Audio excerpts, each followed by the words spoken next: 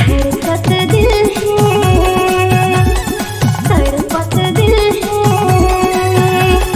धड़कत दिल है, तड़पत दिल है, तोरे बिना जीना मुश्किल है, मुश्किल है।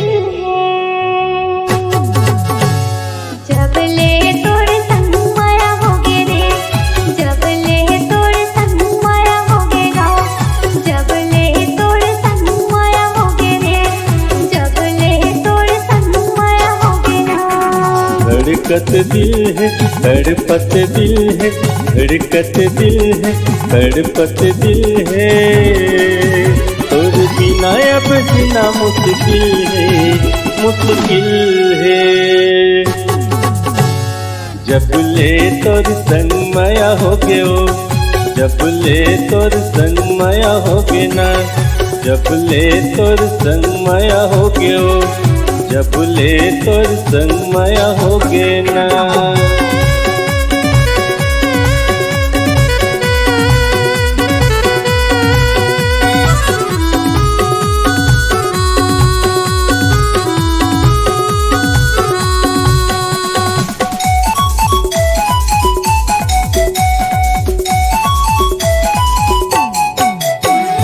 नैना से नैना मिला दे ना राजा, प्रेम के रोग लगा दे ना राजा।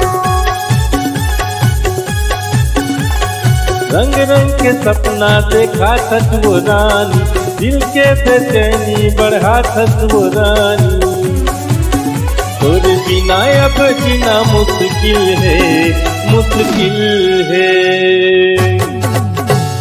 जब ले तोर संग माया होगे ओ, जब ले तोर संग माया होगे ना।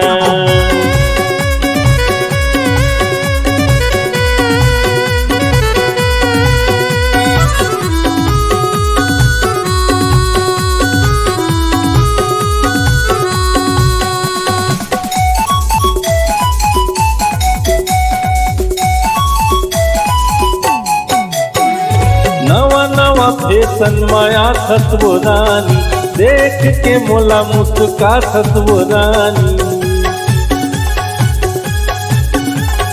प्रेम की गुठ गुठिया थस गा राजा, पगले मोला है बना थस गा राजा। तोर बिना अब जीना मुश्किल है, मुश्किल है। जब ले तोर संग माया होगे ओ, जब ले तोर संग माया होगे ना।